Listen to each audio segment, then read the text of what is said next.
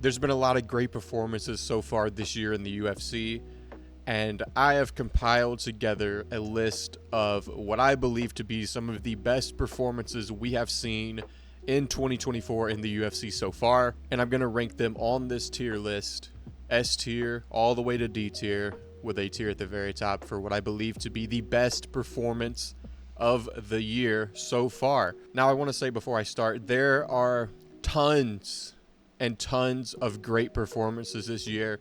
It would be impossible to include every single great performance that we've had so far this year. I would be here all day. So I'm sure I've probably left out a great performance that you're thinking of. Oh, why didn't you put XYZ on the list? Why didn't you put this or that? I couldn't put everything. I kind of just went off of memory of what I remember to be great performances this year. Like I said, I can't include every single great performance that we've had, and this is in a completely random order other than the very last performance. I saved the very best for last, so I will get to that one at the very end. Other than that, this is in a completely random order, and we're going to start with the first performance, which is Lerone Murphy beating Edson Barboza. This is a pretty underrated performance in my opinion. Other than an up kick, like flash KO, it seemed like, from Barboza, Lerone Murphy dominated this fight. He put on a striking clinic against a very good striker in Edson Barboza. No matter how old he is, he hasn't looked washed yet. He still looks pretty good. And Lerone Murphy put on a great performance against him. I'm going to put this in the B tier, though. It was a great performance, but, you know, there was no, like, standout moment from Lerone Murphy. He just kind of beat him, you know. He didn't have a big knockdown. He didn't have a big, you know, he didn't land a super big strike or something like that. But he just beat up on Edson Barboza, did what he had to do to get it done, and had a great performance while doing so. So I'm going to put that in the B tier. I think that's a perfectly average great performance. And by the way, I forgot to mention, even if a performance goes in the D tier, it's still a great performance. Like, this is a list of the greatest performances in the UFC this year. So even a D tier is still a very good performance. You know, it's just the lowest of the best, if you know what I mean. So next performance, Dustin Poirier versus Benoit Saint-Denis. I'm going to put this I'm going to put this in the C tier only because it was a great KO from Dustin Poirier. It was a great moment. But in the first round, he was kind of getting dominated. Like, it wasn't a 10-8. He wasn't about to get finished. But Benoit was kind of having his way on the ground with him. He was kind of walking him down and throwing heavy volume, putting him against the cage, and just throwing big, massive shots on him.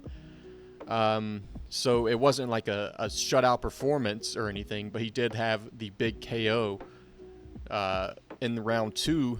So because he lost round 1, I have to put this in the C tier, but still a great performance from Dustin Poirier. Next performance, this is Magomed Ankalaev versus Johnny Walker 2. I'm going to put this in the B tier as well. Magomed Ankalaev did dominate Johnny Walker. He did absolutely piece him up on the feet and KO him in round 2. But at the end of the day, it's Johnny Walker, you know? Like, how much can you really value a KO over Johnny Walker? So because of that, Johnny Walker, you know, Goofy Goober, Looney Tunes KO animations, I'm going to put that in the B tier. You know, it's not like he KO'd someone with an unbreakable chin. He just did what people do to Johnny Walker. But it was a great performance, so I'm going to stick that in the B tier next to Lerone Murphy. Next performance, we got Neil Magny versus Mike Malott. This one's interesting because Neil Magny was losing the entire fight, literally the entire fight, all the way until the final, like, 15 seconds, where Mike Malott is completely gassed, and Neil Magny's just on top, landing ground and pound shots. Mike Malott is not improving position, and Neil Magny gets the TKO with like 15 seconds left. So a big comeback KO win from Neil Magny in a fight he was losing. I think just because of the nature, you know, the final 15 seconds, it's like a Hail Mary shot. I'm gonna put it. No, I'm not gonna put it in A. I'm gonna put it in the B tier. B tier is already getting crowded, but I know it's kind of similar to the Poirier thing. Oh, you put Poirier in the C tier when he was losing, but Neil Magny in the B tier when he was losing. It's a little different, man. It's like the last second nature of it ranks it a little bit higher. Like he has the clutch gene, time's running out. He has to do something, and Neil Magny pulls it off. I think that's a little bit more impressive than the Dustin Poirier fight, in my personal opinion. Feel free to disagree with that. But I'm going to move on to the next performance. Dricus du Plessis versus Sean Strickland. You know what? I think I'm going to put this in the A tier. Because Dricus du Plessis answered a lot of questions in this fight. He had a very tough first round where he was getting picked apart with the jab of Sean Strickland, as most people do. Just kind of falling victim to the basic boxing of Sean Strickland, his jab, his 1-2, and his teep and whatnot. But Dricus du Plessis fights through it, shows incredible cardio. A lot of people doubted his cardio, but he showed an incredible gas tank in this fight. He was pushing a pace on Sean Strickland in the later rounds and clutched up to win a championship belt. And I think that is more than deserving of A tier, in my opinion. Moving on. This is Steve Erceg versus Matt Schnell. Big flatline KO from Steve Erceg. I think this goes in the C tier. It was a great KO. It was a great win from Steve Erceg. It was a great performance, showcased incredible boxing as he typically does. But, he KO'd chinny Matt Schnell, so it's kind of like the Magomed Ankalaev situation. How much can you really value a KO over Matt Schnell at this point? But it does deserve to be on the list, and I'm going to throw it in the C tier. Moving on, next performance, Anthony Hernandez versus Roman Kopylov. Anthony Hernandez had a good performance, choked out Roman Kopylov, took some big strikes, some big body kicks in that fight, but ended up getting it done over Kopylov. Battle of the prospects, kinda, and Hernandez came out on top. I think this goes in the B tier as well. Hernandez was a pretty big favorite. He wasn't a huge favorite, but he was like a minus 225 or something like that. Like, he was a fairly big favorite. He was expected to win this fight. He was just kind of doing what a lot of people expected him to do, which was go out there and ragdoll Roman Kopylov, who hasn't shown the best grappling defense, the best takedown defense in his career. But it was still impressive. Roman Kopylov is a great kickboxer, and he did survive that, and he did get Kopylov down and sub him. So I think that goes in the B tier. Next performance, Vinicius Oliveira versus Bernardo Sopai. I'm going to put this in the D tier. It was a great finish, but, Sopai did get Oliveira down and control him. And other than the flying knee KO, Oliveira didn't really have any, spectacular moments. He was winning the fight, but he didn't have any huge moments other than the flying knee at the end. But it was still a great performance, but I'm going to put this in the lowest tier. I'm going to put this in D tier. Again, D tier is not bad, still a good performance, but just not up to the rest that we have on this list. Moving on, this is Brian Ortega versus Yair Rodriguez. This is kind of similar to the Neil Magny one a little bit, where Yair Rodriguez gets a 10-8 in round one, knocks down Brian Ortega, is picking apart on the feet, absolutely dominating Brian Ortega. But then Brian Ortega bounces back with his own 10-8 round in round two, and then subs Yair Rodriguez in round three, I believe. This is a great performance. I might put this in A tier. I think I'm going to, just because the sheer adversity that Brian Ortega had to overcome in this fight, a 10-8 round where he was dropped and beat up and battered in round one, to come back and not only win the fight, but get a 10-8 of your own in the second round. That's unheard of. I don't think we've ever seen that before, ever. Back-to-back 10-8s for opposite fighters. So just insane willpower, insane heart from Brian Ortega. So I believe that goes in the A tier. Moving up, next performance. Cheeto Vera, or Sean O'Malley versus Cheeto Vera 2. I think this goes in the S tier. This was a big shutout performance from Sean O'Malley.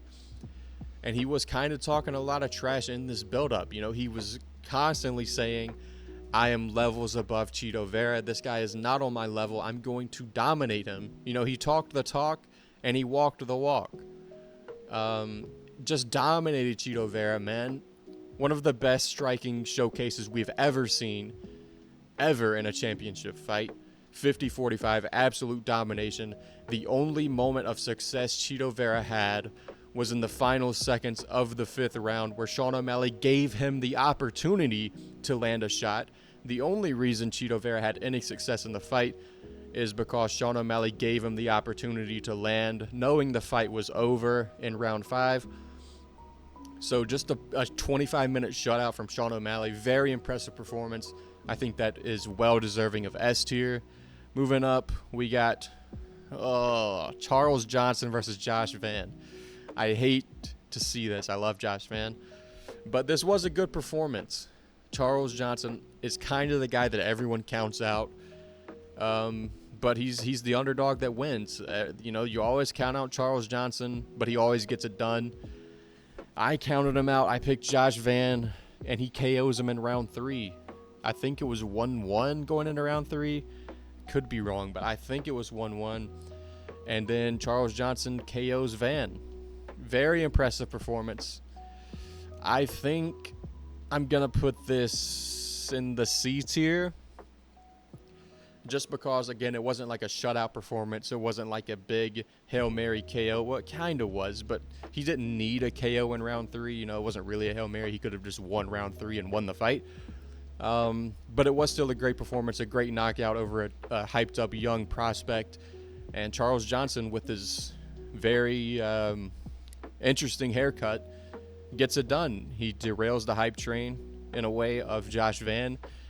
So I'm going to throw that in the C tier. Next performance, Jack Della Maddalena KOing Gilbert Burns. This is another performance where it's kind of showcasing the clutch gene of the fighter. Like I said with Neil Magny, the clutch gene, this is kind of similar. Clutch gene, Neil Magny's losing, has the clutch gene, gets it done over Neil Magny. JDM is losing to Burns on the scorecards. He's getting controlled on the ground in the final minutes of round 3. He's down on the scorecards. If he loses this round, he's going to lose the fight. And he scrambles out, explodes out of bottom position, gets up to his feet, and lands a perfectly timed knee on Gilbert Burns to get the clutch KO over Gilbert Burns. A clutch performance. This might be S tier. This was such a clutch performance. I'm going to put it in S tier. This was insanely clutch. One of the most clutch KOs of all time, arguably. Incredible. Just to a lot of fighters, when they're in that position that JDM is in, you know, you're on bottom in full guard. A lot of fighters will just give up there. You're tired. JDM's arm was broken. Yeah, this is S tier. A broken arm. You're on bottom with just a couple minutes to go. A lot of fighters would just give up and accept defeat, accept a decision loss. But as John Anik would say, that is not the cloth from which he is cut. And JDM has that clutch gene. I think this is an S tier performance for sure. Incredible showcase of heart from JDM to get that one done. Next performance, we got Anthony Smith versus Vitor Petrino. Now, this was a good underdog win. Good moment from Anthony Smith. But I'm going to put this in the D tier because Anthony Smith was getting outstruck on the feet. It's kind of just like a showcase of low IQ from Vitor Petrino. He shoots in for a takedown when he's outstriking Anthony Smith and kind of just throws himself in a guillotine. Very just bad fight IQ. It was a good performance from Anthony Smith to lock up the submission using his veteran experience on Vitor Petrino. But, you know, it's hard to put you any higher when you're getting outstruck and your opponent just kind of throws himself in a submission. So I'm going to put that in the D tier. Still a good performance from Anthony Smith. Next, we got Nate Landwehr versus Jamal Emmers. This was a crazy fight. Jamal Emmers is like battering Nate Landwehr bad, and then Nate Landwehr just trucks through it and finds the KO on Jamal Emmers. This all happened in one round. Like, Jamal Emmers, I think he dropped Nate Landwehr. He was beating him up very badly. But Nate Landwehr pushes through it and KOs Jamal Emmers. Huge KO win for Nate Landwehr. But I think I'm going to put this in the C tier. I'm going to put this in the B tier. Nate Landwehr was an underdog in this fight. He was getting beat up bad in round 1, bloodied, battered, and he still fights through it and flatlines Jamal Emmers in the first round. So incredible performance from Nate Landwehr, and I think that belongs right there in B tier. Next up, this is Peyton Talbot versus Cameron Saaiman. Now, I don't want to hop on the Peyton Talbot glaze train because the man is already getting glazed beyond belief. I don't need to glaze him. Everyone else is doing it for me. I don't. There's nothing else to say about Peyton Talbot that you haven't already heard. This is an A tier, or this is an S tier performance, in my opinion, man. Like, the odds in this fight were like a pick'em. These are two up-and-coming, hyped-up young prospects at bantamweight. This is expected to be a close back-and-forth fight. And Cameron Saaiman just has no success in this fight. Peyton Talbot completely shuts him out, start to finish. I mean, just picking him apart on the feet, catching his kicks, tossing him to the ground, timing his takedowns with a knee, and then as soon as round 2 starts, check left hook, drops Saaiman, finishes him off with ground and pound. Just a flawless performance. This is another performance where Peyton Talbot really just took no damage. Saaiman did land a couple shots here and there, but really it was just Peyton Talbot dominating Cameron Saaiman in a fight that a lot of people expected to be close. So this is going to go in S tier for sure. Next up, Drew Dober versus Jean Silva. Ooh, this is an A tier because not only did Jean Silva go out there and just destroy Drew Dober on the feet, right? Just absolutely batter him. He was moving up a weight class. He's a featherweight, moves up to lightweight to fight Drew Dober, who is a tough fighter. Great striker with power in his hands. Not only did he move up, he did it on a 1-week turnaround. He fought just the week before against Charles Jourdain, and then just the next weekend, he's moving up to lightweight to fight one of the most dangerous heavy hitters in the lightweight division. And he batters him and just destroys him and beats him by doctor stoppage due to a brutal cut. This is an incredible performance from Jean Silva. This arguably could go in S tier. I'm going to put it in S tier. I just convinced myself. All of those factors, 1 week turnaround is crazy. And up a weight class. And to put on a flawless striking display against a guy like Drew Dober, that's incredible. That's going to go in the S tier. Moving up, next performance, we got Haider Emil versus Zhong Yong Lee. This is a C tier performance. This was a great fight, a super fun scrap while it lasted. But if we're being completely honest, in terms of performances, it was just kind of two guys just throwing like rock'em sock'em robots. I mean, Haider Emil landed like a 42 punch combination. Just left hook, right hook, left hook, right hook, left hook, right hook. Real true to life rock'em sock'em robots. And eventually Zhong Yong Lee goes down. It was an incredible fight. Not a lot of technique displayed. But it was still a great performance, so I'm going to put it in the C tier. Moving up, this is Alex Pereira versus Yuri Prochazka 2. Man, this really was just a shutout performance from Alex Pereira. This could be another S tier, honestly. And I think I'm going to do it because a lot of people, including me, were picking Yuri Prochazka because on the first fight, Yuri Prochazka, he's rusty. He's been out of the octagon for a long time, coming off of shoulder surgery, one of the worst shoulder injuries of all time, according to Dana White. And Yuri still was landing shots and gave Pereira a pretty tough fight while it lasted. And people said it was an early stoppage. Yuri's shaking off the ring rust. He's healthy. A lot of people were expecting Yuri could get this one done, or it would at least be an even closer fight. But no, Pereira just shuts Yuri out, and he has no success in this fight. Just a great showcase from Alex Pereira. Dominated Yuri Prochazka, kept him at range, picked him apart, and avoided the unorthodox striking of Yuri Prochazka that a lot of people have trouble with, and also once again cracked the unbreakable chin of Yuri Prochazka.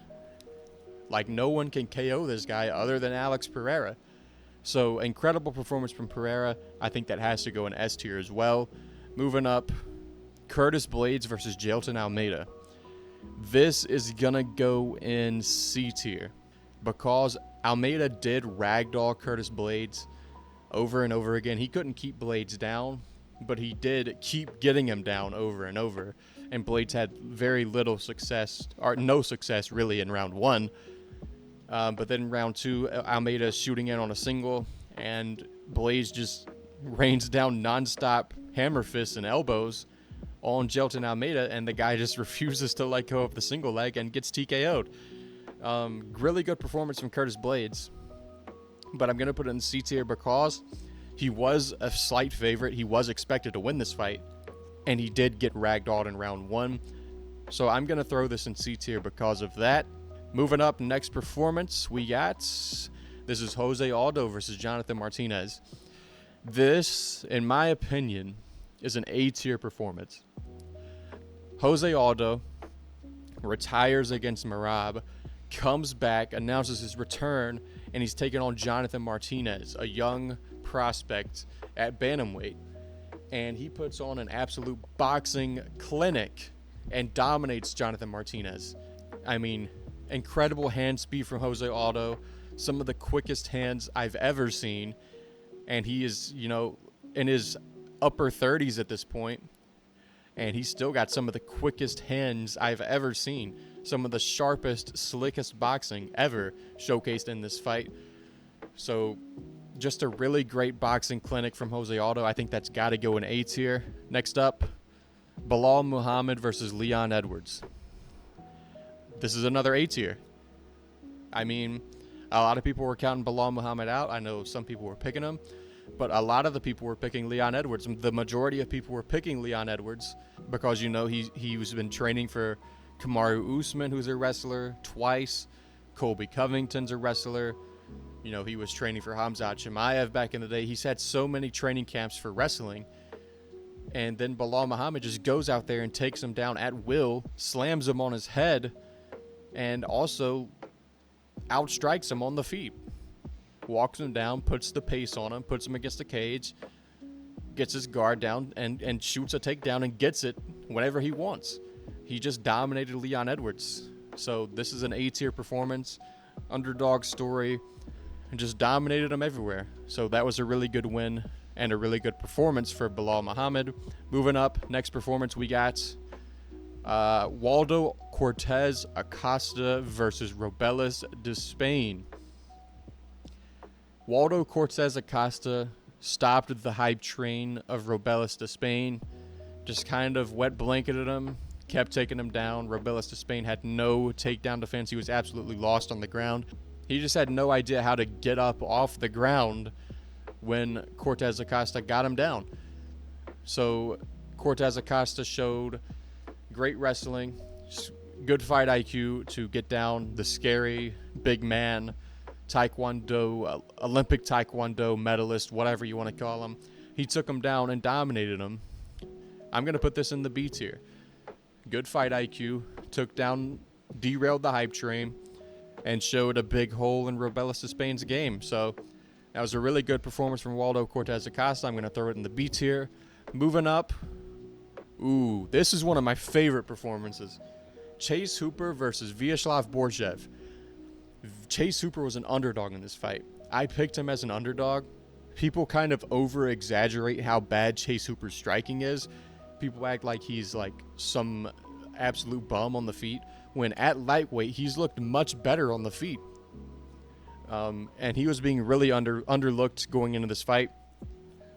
Vyacheslav Borzev is a very dangerous kickboxer, and Chase Hooper drops him in round 1 on the feet, gets a 10-8 in round 1, has him in some of the most bizarre positions I've ever seen on the ground, dominates him everywhere. I mean, the second round could have been a 10-7, honestly.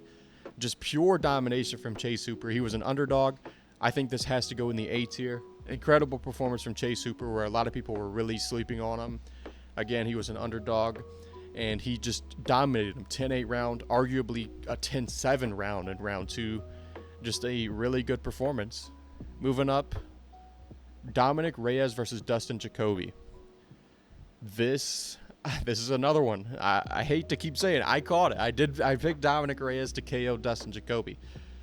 Dustin Jacoby, he's chinny. He's not got the most power in his hands. You know, I didn't believe he would be able to KO Reyes. And, you know, if Alonzo Menifield can land the shots to drop Jacoby, then I believe Reyes could, and he did. Really good performance from Dominic Reyes. Snapped that big losing streak. This is another clutch performance. He kind of needed this win. I'm going to throw this in the A tier again, just because he needed this performance. He needed this win. You know, who knows what they do with him if he loses again to Dustin Jacoby. But he snaps his losing streak. It's a big KO in round 1 over Dustin Jacoby. Great performance there. Moving up, we got Peyton Talbot again, this time against Giannis Gamori. It's hard to overperform as a minus 1,600 favorite, but somehow Peyton Talbot did. He somehow beat the expectations you would expect from a minus 1,600 favorite. He KOs Giannis Gamori in 18 seconds. First shot he lands, drops Giannis Gamori, finishes him off with ground and pound. Just made it look easy. But Giannis Gamori is just a can. It was a big step down from Cameron Simon, which is why he was such a big favorite. Obviously he just destroyed Cameron Simon, who is a much, much better fighter than Giannis Gamori. Obviously he's going to smoke Giannis Gamori. But because he did it so easily, I think I'm going to put it in B tier. You know, if he got a KO in round 2 or something, this is probably a D or C tier performance. But he somehow overperformed as a minus 1,600 favorite.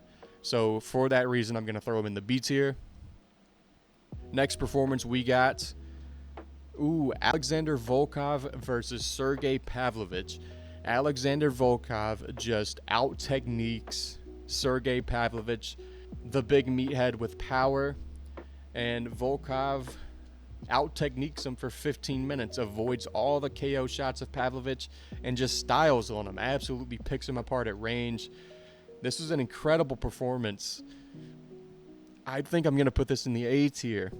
We've never seen anyone pick apart Sergey Pavlovich like that, ever. I don't think he's ever gotten out of round 1 before. Maybe he has a couple times, but a lot of his fights, most of his fights end in round 1. And Volkov takes him to school. Just schools him for 15 minutes. Pavlovich had no success in this fight. Incredible performance from Volkov. Stood with him the entire fight and outstruck him. He could have easily implemented, wrestling. He's a good grappler. But no, he stood with a dangerous striker in Sergey Pavlovich and outstruck him for 15 minutes. So because of that, I'm going to throw it in A tier. Moving up, this is Joe Pyfer versus Marc-Andre Barriault. This was pretty impressive. It was kind of a layup, but I'm going to throw it in the C tier. Marc-Andre Barriault is a tough man to really put away, and Pyfer made it look easy. He put him away super quickly, and he kind of brought his hype back. After the Hermanson fight, he kind of lost a lot of his hype. But then he goes out there and KOs, flatlines him. I mean, look at him in the picture. Marc-Andre Barriault is face first on the canvas. So super impressive KO from Joe Pyfer. But I'm going to put it in the C tier. Moving up, Alex Pereira versus Jamal Hill. This was another one where the odds were super close. Surprisingly close,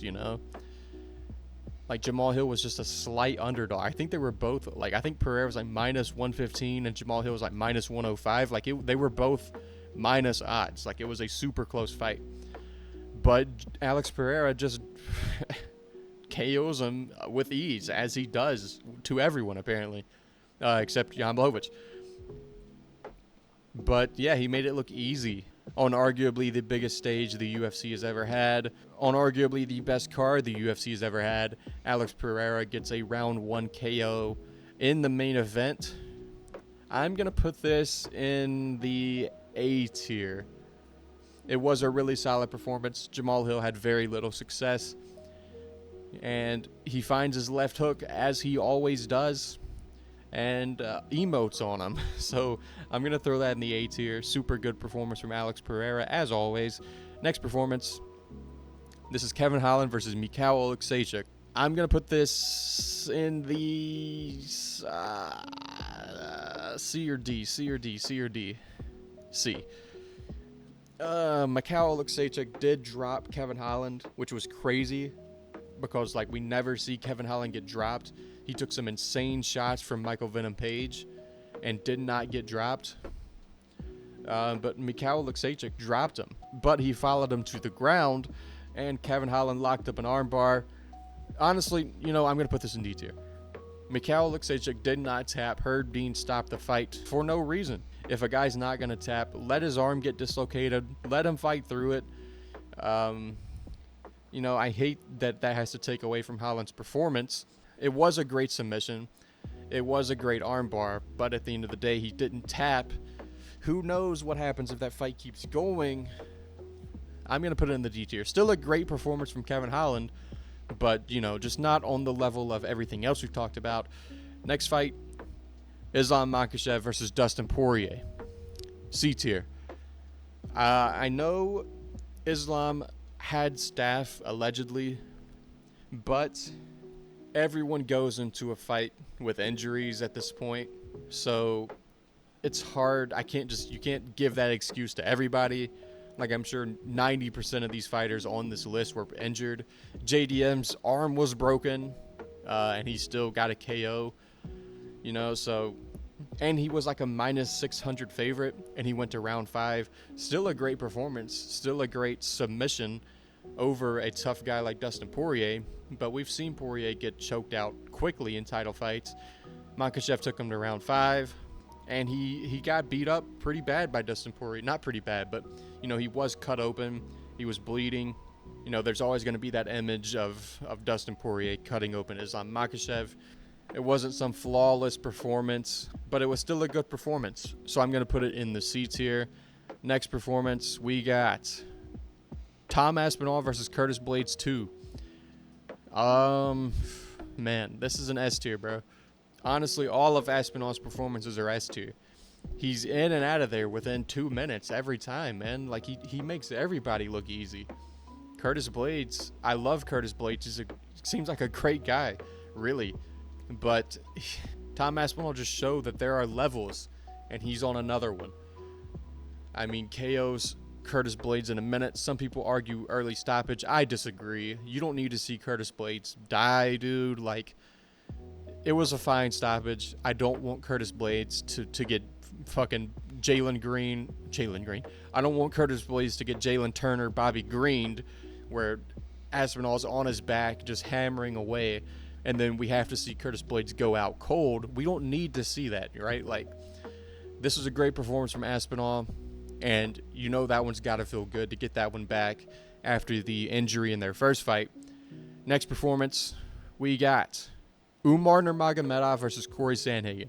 This one just happened last week, and honestly, I'm gonna put it in A tier. I was really considering S, because if you told me that Umar Nurmagomedov was gonna have no success with his grappling, and that this was gonna be a stand-up fight for 5 rounds, I would say, oh well, Corey Sandhagen's gonna win. Corey Sandhagen won the fight, but no, Umar dominated him. 49-46 in my opinion. I think Sandhagen won round 1. But other than that, Umar beat him on the feet.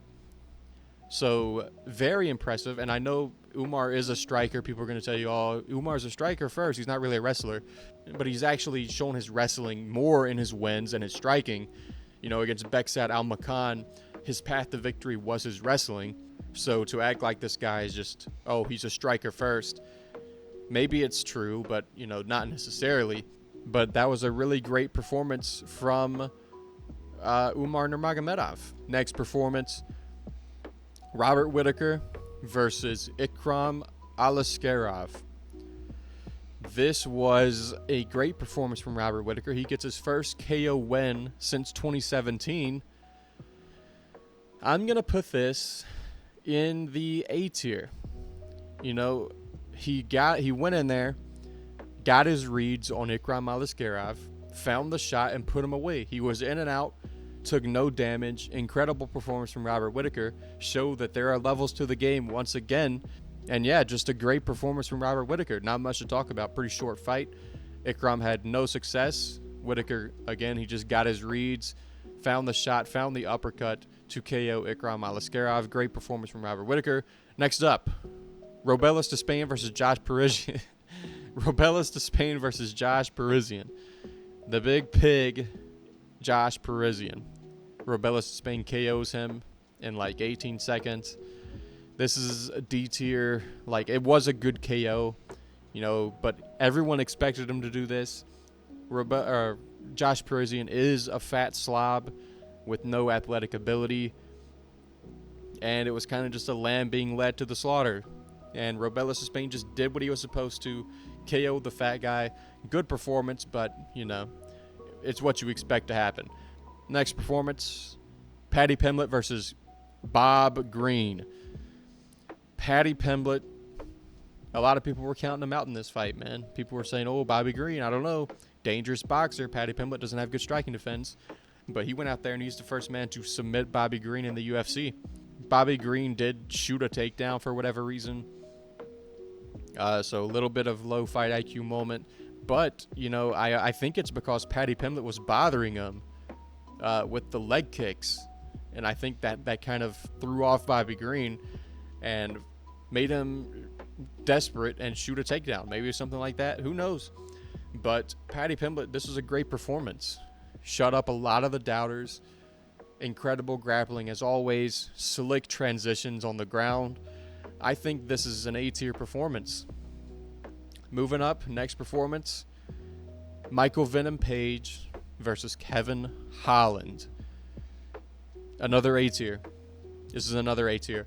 Michael Venom Page, again, this is a case of a lot of people counting him out, saying, oh, he's a Bellator can crusher. He's not going to do anything in the UFC. Kevin Holland's going to smoke him. But he went out there and put on a striking masterclass against Kevin Holland. Kevin Holland did have a little success. It looked like at one point he might lock up a submission on Michael Venom Page. But he gets out of it, gets back up. And other than that, Michael Venom Page just absolutely dominates Kevin Holland for 15 minutes. Incredible display from Michael Venom Page. Proves he belongs in the UFC.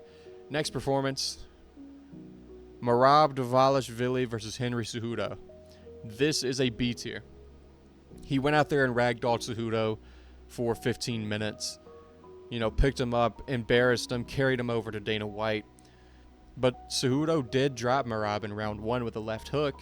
And also, Cejudo is just kind of washed at this point. Still a great performance, but, you know, it's a wash Cejudo, and he did get dropped in round 1. So I'm going to put that in B tier. Next performance, we got Ilia Topuria versus Max Holloway. Or not Max Holloway, sorry. Ilia Topuria versus Alexander Volkanovski. This is an S tier performance. You know, Volk did have success in round 1. He did win round 1. But, you know, not only did Topuria beat the longtime featherweight champion, a man who has never lost at featherweight in the UFC, not only did he beat him, he KO'd him stiff. So, yeah, it's kind of hard to not put this in S tier. Great performance from Ilia Topuria. Next performance. This is Vinicius Oliveira once again, making his second appearance on the tier list, this time against Ricky Simon. This is a fight where he was a pretty sizable underdog. A lot of people thought Ricky Simon was just going to go in there and ragdoll him with his wrestling. But Vinicius Oliveira was able to stuff the takedowns and outstrike Ricky Simon. I'm going to put this in the D tier. This was an impressive performance. This was a good underdog win. But again, just not a lot of super noteworthy moments. He did clearly win, but it wasn't something, like super impressive. He didn't have any super impressive moments that stood out. But again, still a good performance. I'm just going to put this in the D tier, though. Next performance, we got, this is Julian Erosa versus Christian Rodriguez. Julian Erosa gets the upset over Christian Rodriguez, submits him in round 1, I believe, maybe round 2. I actually can't remember. I think round 1, though, towards the end of round 1. Yeah, this is, I'm going to put this in B tier. It was a good performance. Christian Rodriguez was landing big shots, but Julian Erosa was eating them, and that's not something we normally see.